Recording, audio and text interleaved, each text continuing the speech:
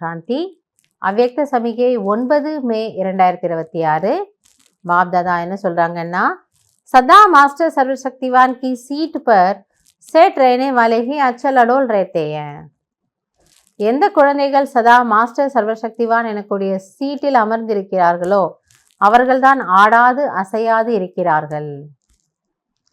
बाप दादा कहते हैं, बच्चे शरीर भी चला जाए लेकिन आपकी खुशी नहीं जाए.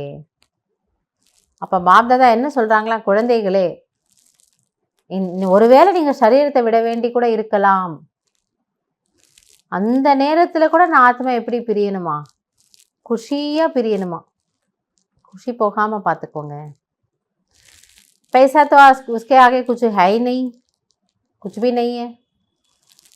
ஸோ சரீரமே போச்சு அப்படின்னும் பொழுது பைசா அதுக்கு முன்னாடி ஒன்றும் இல்லையே. அதாவது எது வேணாலும் இருக்கலாம், பட் நம்ம குஷியாக இருக்கிறோம்.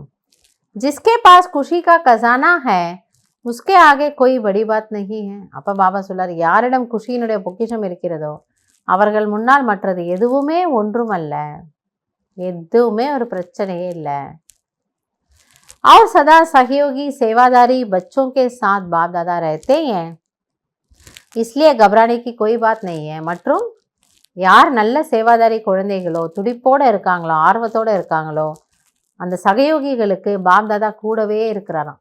ஏன்னா நமக்காக எதுவும் செய்யலை, அவரோட காரியத்தில் செய்கிறோம். அப்போ அவரோட காரியத்தில் அவர் தானே நமக்கு ஹெல்ப் பண்ணணும். எனவே நான் உங்களுடன் இருப்பதால் நீங்கள் எதை பற்றியும் கவலைப்பட வேண்டிய அவசியம் கிடையாது. அதனால பாபா இன்னைக்கு நமக்கு என்ன சொல்றாரு,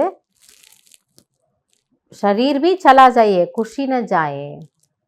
குஷியா இருங்கிறார், குஷியா இருங்க. சதா உங்களோட முகம் எப்படி இருக்கணுமா, மலர்ந்து இருக்கணும்.